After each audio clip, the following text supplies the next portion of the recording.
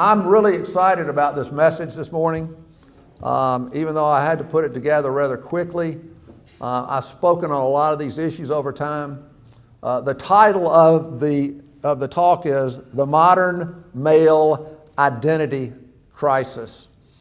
And I was wondering, as I was preparing this, if a man's identity, and your identity, by the way, is the way you see yourself. And we all see ourselves in a certain manner. And I was wondering if a man's identity begins to form when we're young. I mean, even as kids. And I think the answer to that is yes. It made me think of my own life. I went to grammar school at a private school here in Birmingham it was called Highlands Day at the time. It's now Highlands. And in the 5th and 6th grade, we got this new PE coach. And he was real serious about physical education. And I mean, we ran, we did exercises, and there were probably 20 girls and 20 boys in the 5th and 6th grade classes when I was there. And on every Friday, however, it was kind of free day. You could do what you wanted to do, but it had to do something with sports or exercise or whatever. So all the boys, every Friday we would play touch football. And everybody played. I think if anybody didn't want to play, we kind of shamed them into playing. And I was one of the quarterbacks. And my friend, who many of you know, Billy Pritchard, was the quarterback. He was the other quarterback. And we chose sides every Friday. And I didn't think anything of this at the time, but looking back, I wonder about my classmates who were always chosen last or next to last every Friday. I wonder how it impacted them and the way they saw themselves. I think growing up, I wonder how many of us, as we grew up, hear these words in our adolescence from a coach, from our fathers, maybe an older brother. Be a man. Or man up. I wonder what we thought when we heard those words. Or how a young boy today interprets that. Be tough. Be strong. Never cry. Don't show your emotions. I think most young boys have no idea when they hear that term, be a man, because no one's probably ever taught them about what true manhood is. And I saw a documentary, I think it was 3 years ago, and it was on the Pentagon Papers. I don't know if you are familiar with what those papers were, but they were a history of the Vietnam War. And they were kept in secret.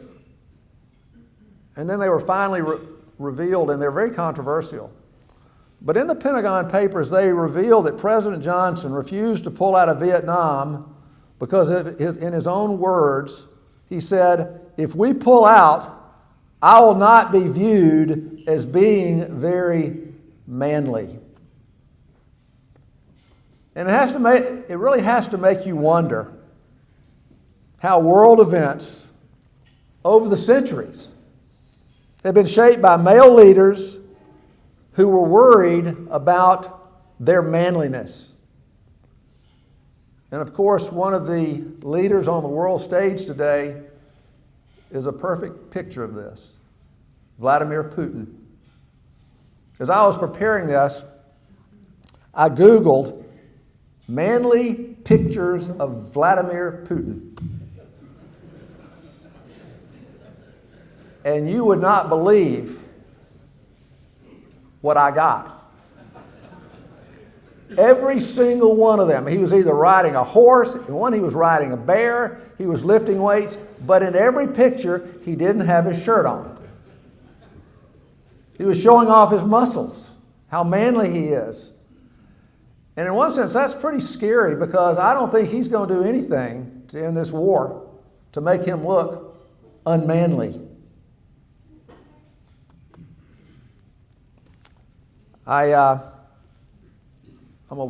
This is my introduction. I got one more thing I want to share with you that I think is a great entree into what I want to say. There was an article in the New York Times 4 years ago about Professor Michael Kimmel. And he is the founder and director of the Center for the Study of Men and Masculinities at Stony Brook University, which is a college, it's a New York City college. And the article describes a day in the classroom. He's standing up front, he's got a big whiteboard behind him, and apparently all these young men. And he says, I want to ask you a question. And he writes up on one side of the board, good man. And he says, in your eyes, what is a good man? And he said they were kind of startled. Nobody responded. He said, let me put it this way. Let's say you go to a funeral and you hear the minister say, he was a good man. What do you think that means? One of them finally said, caring, to be caring. Another one finally said, to be honest. A third one said, putting others' needs before yours. And after he listed all these things about being a good man, he then said, now, tell me what it means to be a real man. And they just all perked up. He said one of them immediately said, a real man takes charge. A second one says, a real man takes risks. And finally, one of them said, I think for me, being a real man means to talk like a man and walk like a man and never cry. And so he lists all these responses of what it means to be a real man. And then Kimmel said, now you're in the wheelhouse. And he pointed to the good man list on the left side of the board and to the real man list on the right side. And he said, look at this disparity. And he said, I think American men are confused about what it means to be a man. And guys, not only do I think he's right, I would go so far to say that most men in this modern world that we live in have no idea what it means to be masculine. I think basically if we fathers don't know this, what do we teach our sons about manhood? And this really kind of brings me to what I want to talk about this morning, the theme. And I do believe that we all struggle so much in life because we have false ideas about what it really means to be a man, what it really means to be masculine. Now, I've talked about this over the years, but this is somewhat of a new approach. But I did mention this in a talk I gave not too far back, mentioning the name Joe Ehrman. I don't know if you know, Joe spoke here, I want to say 8 or 9 years ago. He was the all-pro football player for the Colts. He taught football, but now he primarily goes out and speaks to men and has men conferences. And Joe is the one who says, I don't know if he does this, I don't think he does it to be funny, but I think he does it to make a point. When he starts these men's conferences, we're talking about 25 maybe to 40 men, he hands out an index card and he hands out a pen. And he instructs them and says, I want you now to write out a definition of what true masculinity is. And he says, most men are just dumbfounded. They don't know what to write. He says, some of them are like deer in the headlights. And he says, most of them don't write anything. And the reason they don't is because they don't know. They don't know what it means to be truly masculine. And you know what? It hadn't always been this way for men. And today I think most men get their identities and their sense of worth based on how well they perform in the workplace. In fact, Tim Keller, and this is a pretty strong statement, Tim Keller says, "We are the first culture in history where men get their sense of worth and their identity based solely on their performance in their occupation." So many men today are caught in what I call the performance trap. I don't know if you've ever heard that term, the performance trap. And this is kind of the way it plays out. For most men, life is all about what I do and how successful I am in what I do. And over time, I think we begin to wonder, so what does everybody else think about what I do? Do people think I'm successful? Think about that. You know, I thought about this as I was preparing this. Everybody, as I look at this room, everybody have people in their lives who know you. And you have people that know of you. And I don't think we realize everybody who knows you or knows of you has an opinion about you. And all those opinions is what makes your reputation. And everybody has a reputation. I don't think we thought about that, but we do. It's true. And most men want their reputation to be, boy, he is really successful. Or, man, what a great businessman. Or a great lawyer, or a great doctor. Or this is one, he's really killed it financially. He's loaded. These are basically, this is the way most men want to be seen and perceived out in the community. And then there's one final issue that I think lingers out there. And it lingers out there probably until you retire. And that is, what if I fail in what I do? What would you think of me then? What would you think of me as a man? Now, what I'm about to say, I think most of you have experienced this, or maybe are experiencing right now, and you know this to be true, that no matter how well or how well you're doing, I'll put it that way, the thought of failing and being considered a failure as a businessman is one of the greatest fears that haunts men. It's like a psychological death. And I've concluded that most men are not driven to succeed. They are more driven not to fail. And I wonder, could this be true in any of our lives? And I've come to see how true this is, having experienced it personally. And I could give you a lot of examples of this, but I'm going to give you one. There's a man that lives here in Birmingham. If I mentioned his name, almost every one of you would know who he is. And if you didn't know who he is, you would know his business. He's built a very nice business. And he's got a large, beautiful home. I mean, beautiful. He drives expensive cars. He's got a really, really nice second home. But he confided in me.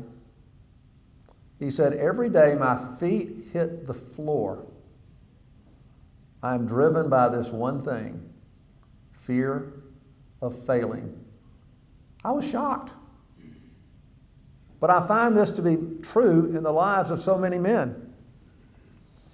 Now, I want to talk a little bit this morning about this performance trap and the consequences of being caught in it. And there's some really serious consequences. And you can see how this can easily cascade into your life, and you'll see how it impacts your identity.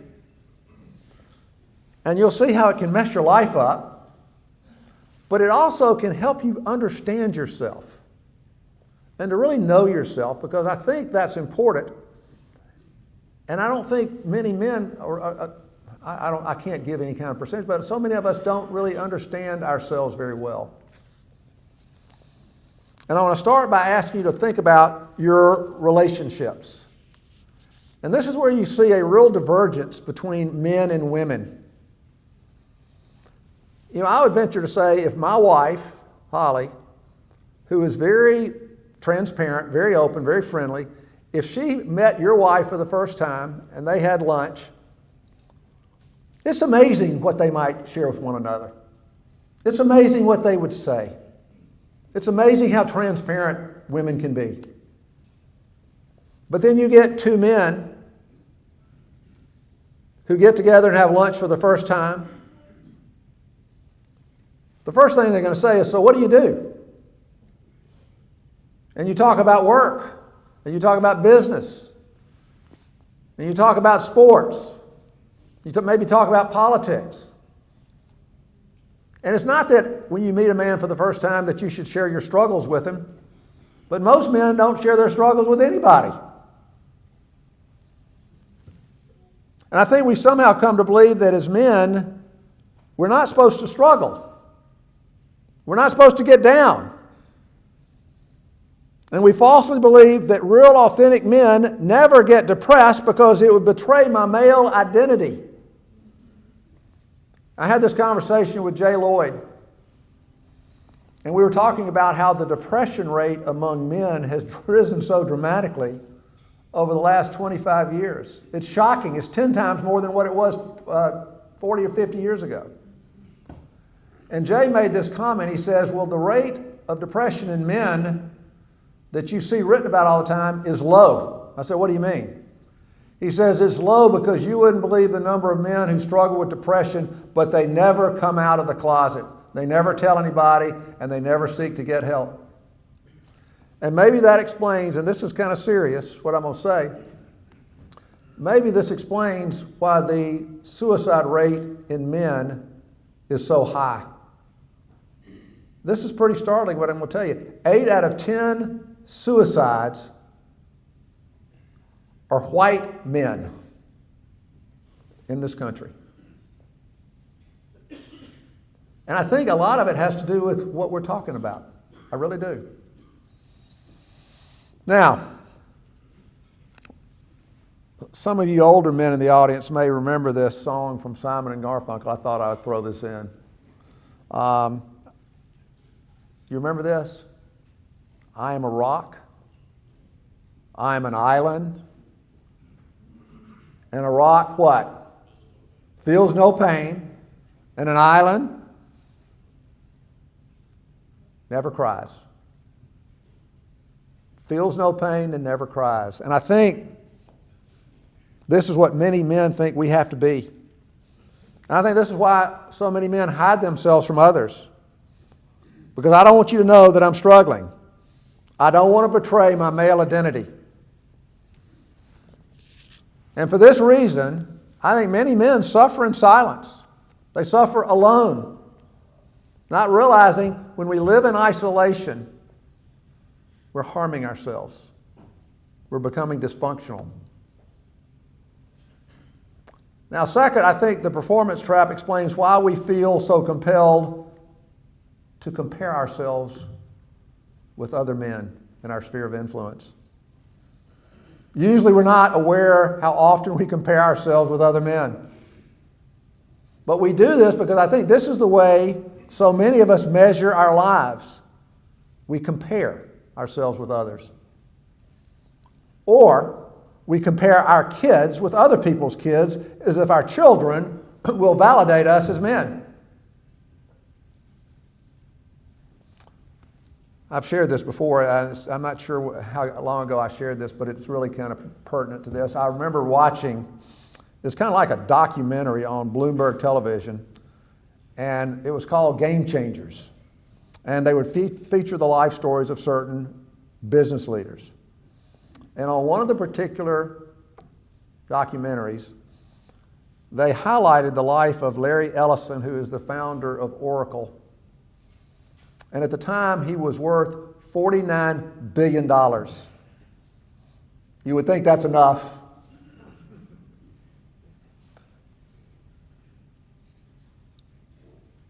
But what you learn from the show is that Ellison's life was fixated on Bill Gates, who was worth $72 billion at the time. Number one on Forbes 400 list, Ellison was like number 4. And in this documentary, Ellison's colleagues reveal that his great desire was to dethrone Bill Gates as the richest man in America. Now, I don't know if he's gotten over that, but now you have Jeff Bezos and Elon Musk, and I'm not sure where they all line up with the crazy values of their stocks. But you see his problem. Comparison. Comparing himself with Bill Gates. Guys, this is what we do. And it can eat you up. Finally, the performance trap explains why we seek to impress other people. And again, sometimes I'm not sure we're even aware of it. How we drop names, how we do all kinds of things to impress the other guy. And it happens like this. Men will do everything they can to appear outwardly successful and accomplished. And I was asking a guy this yesterday, have you ever thought about how when you meet somebody new, say a man that you don't know and y'all meet and you have some time to be with him, have you ever thought about how we so easily start sizing up other men? We have this unconscious tendency of doing this. And we compare ourselves with them and we look for opportunities to impress them. I'm going to give you an example of this. It's been a long time ago, but I was in the property and casualty insurance brokerage business for 25 years. And the last 10 years of that run, I was the CEO of our company. And if you know anything about the insurance industry, we were brokers, we represented companies. When companies are doing real well, they will take you on these unbelievable trips. And they'll take your spouse with you usually. And they pay for everything. And so Holly and I, we took some incredible trips. I mean, even to Europe, all over the United States.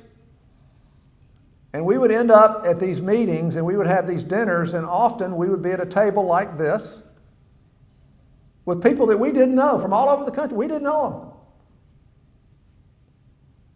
them. And what you realize as you're doing this, you start sizing each other up.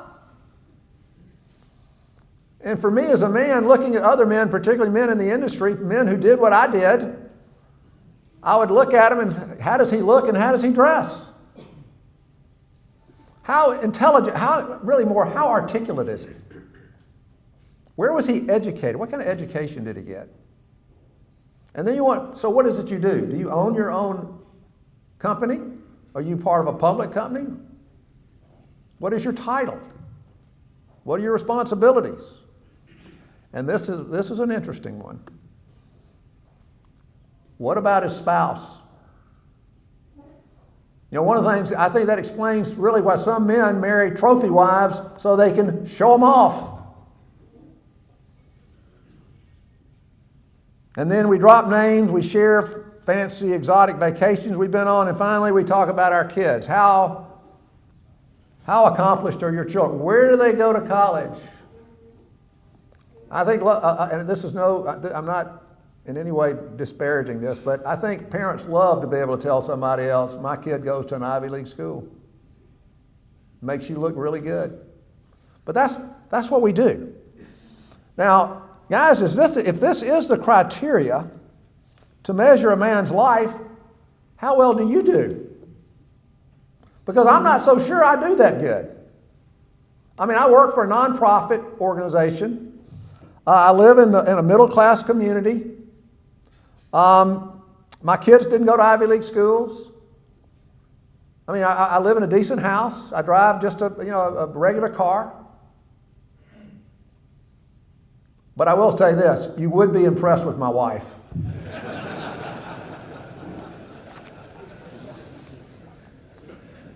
I hope you see that the problem with this criteria It's all about the externals of life.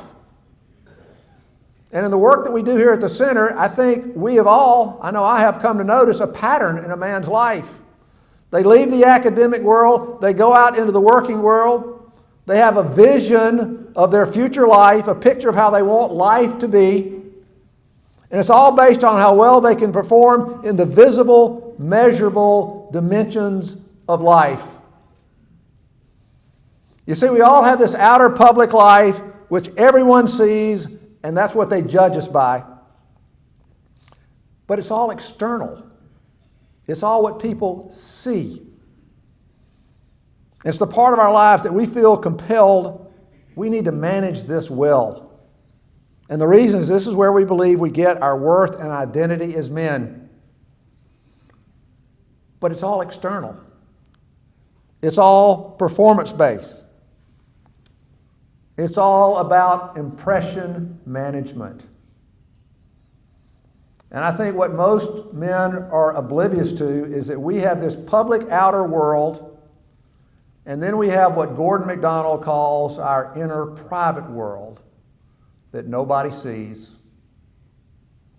You see, we have a heart and a soul that needs to be nurtured and cared for and strengthened. And I find that it takes a number of years for us to come to the realization that outwardly you can look great, but inwardly and relationally you can be bankrupt. And then it's just a matter of time before your life implodes. So I know I painted a probably pretty grim picture of men being caught in this performance trap. But the real issue becomes, what do you do about this? What do we do about this? And I think a good place to start is by answering the question, what is true masculinity? What is real manhood? What is the true measure of a man? As you sit here this morning, can you answer that? But I think the vital question we should consider is, what does God tell us? I think you would agree his opinion should matter most. And my first understanding of this came when I first encountered Romans 8:28. It says, we know that God is causing all things to work together for good to those who love him and are called according to his purpose. What a great verse, a great promise that God makes to his people. The problem when I first heard that is I had misinterpreted the word good. I believe that good meant what I thought at the time was the good life. God was causing all things to work together for my success, my prosperity, and my financial well-being. It was several years later that someone pointed out, you really need to look at the next verse in Romans 8. Romans 8:29. Because it reveals what the ultimate good is. And that is that we be conformed to the image of his Son. That we as men would become more Christ-like. Now, initially, I didn't know much about Jesus. So this idea of becoming Christ-like did not have a great deal of appeal to me. And maybe it doesn't have much appeal to some of you sitting here this morning.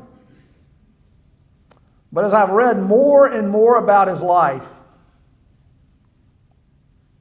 I've completely changed my mind. His life was full of joy. On 2 occasions, he says, I want to give you my joy. He also says, I want to give you my peace. And as businessmen, I would ask you, do you have peace in your life? But what I've really learned is that over the years that true masculinity is to be Christ-like, and Christ-likeness involves 3 components. And not just necessarily 3, but 3 that I see that are very obvious. And these are big. And after I share this with you this morning, I think you will acknowledge, I want that for my life. And the first, of course, first of the three, is your character. The foundation of Christ's character, of course, was his humility. And Andrew Murray says humility is the root of all character and virtue. But character is not emphasized in our culture because we're so focused on performing and achieving. Several years ago, there was an article in the Wall Street Journal about Harvard Business School. And the title of the article, interesting. The title of the article was, "A Modern Business Education Provides Theories and Metrics, but No Moral Center." And I think that's what's happened in our country. When it comes to education, they focus on what you can learn up here, but pay really no attention to the formation of the heart and the character and the soul. But I'm convinced of this. The quality of a person's life is determined by their inward character. Now, a second component of Christ-likeness is to possess great wisdom. I don't think I mentioned, I've written a book on wisdom. It's like 64 short essays. And I wrote it because wisdom is of such great importance. Solomon says, "It's more valuable than silver and gold. Nothing you desire compares with it." And it comes from the Hebrew word chokmah, which means to have a skill or expertise in living. I mean, seriously, guys, what would that be worth to you? To have a skill and expertise in living this life. Wisdom helps us understand how life works. It enables you to see the principles that govern life.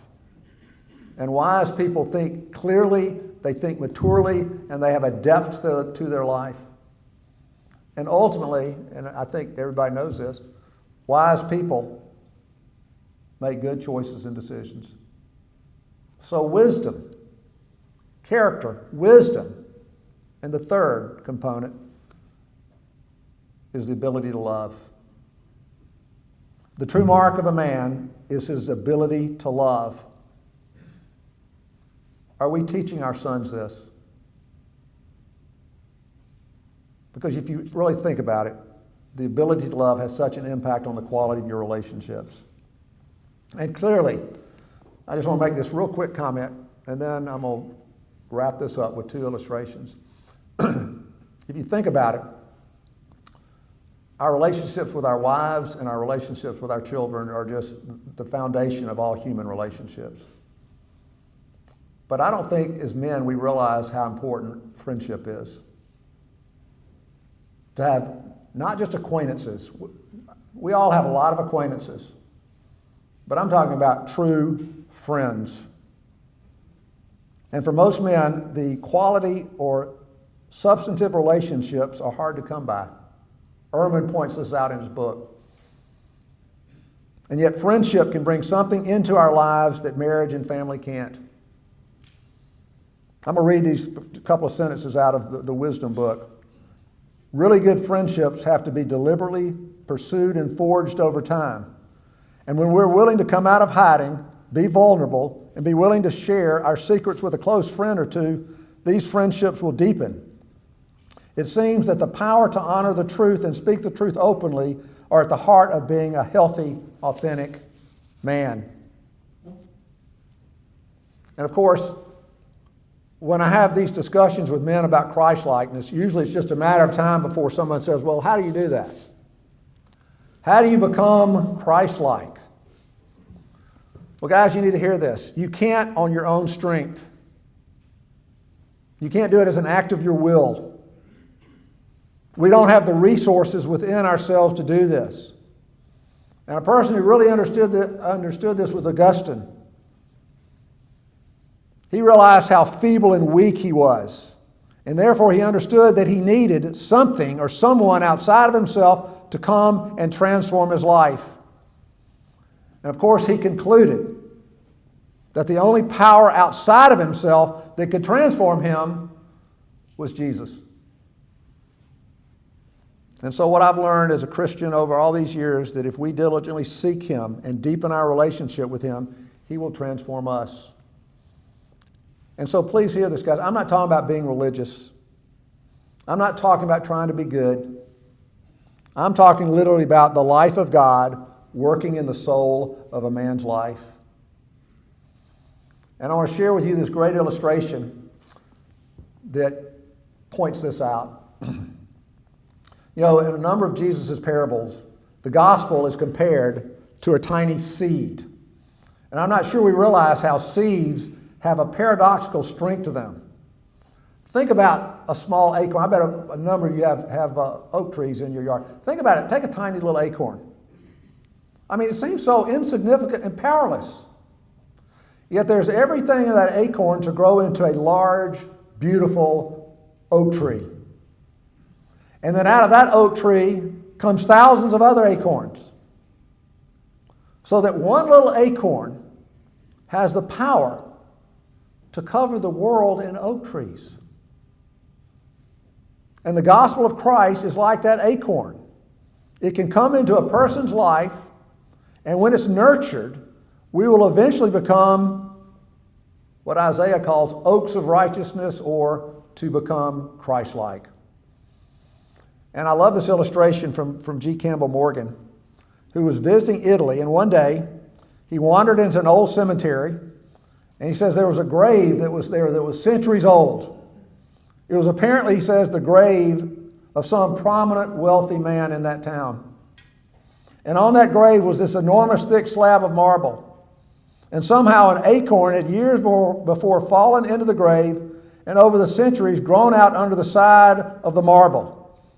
It had become a huge oak tree, and had cracked the slab of the marble and rolled it off into two pieces. And this was what was so amazing to people, that a little acorn could do this over time. Yet when a little acorn is given a chance to release its power, it can do something a team of horses could not do. And in this illustration, the seed represents Jesus. And when he releases his power into our lives, when we surrender to him and we grow into our relationship with him, he has the power to roll any slab out of your life. And so a good question this morning as we move towards wrapping this up: what kind of slabs do we have in our own lives? What weighs us down? What steals our joy? What steals our peace? We do all have slabs. And for so many of us, we struggle with this slab of the performance trap. And guys, I don't care how dysfunctional a man's life might be, the power of Christ can crack and roll any stone out of your life. This is the hope that we are offered. Now,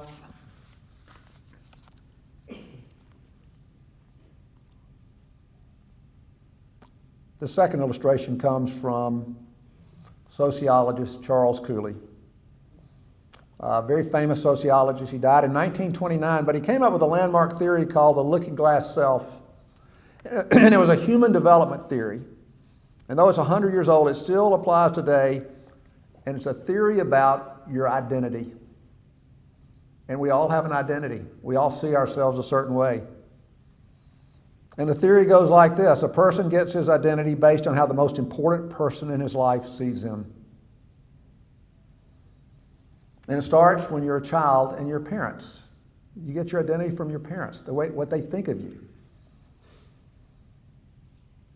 And you can see how a person's life can be messed up starting when they're little children because of the identities they develop because of the way their parents treat them. But then, of course, I don't care how good a relationship you have with your parents or how wonderful your parents are, every child becomes a teenager. And then the most important people in your life are your peers. And that's why, you know what, teenagers can have such a difficult time with their identity. Because teenagers can be so rotten. They can be so cruel. They can be so ugly. And then when you throw in social media, it's amazing how it can impact a teenager's identity. But then, as you know, you move from being a teenager into an adult. And unfortunately, I think for us, the most important people in our lives are the people that we want to win their approval. Our peers, our colleagues, those we work with, those we compete with.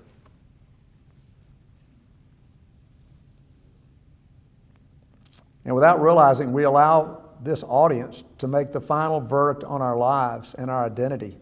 The problem is, guys, the verdict on our lives is never in, because our performance is never over until we reach old age and retire. But this is what I want to leave you with. What do you think would happen to a person's life if Jesus was the most important person in your life? Just think about that for a second. How would that change you? I contend it would change you radically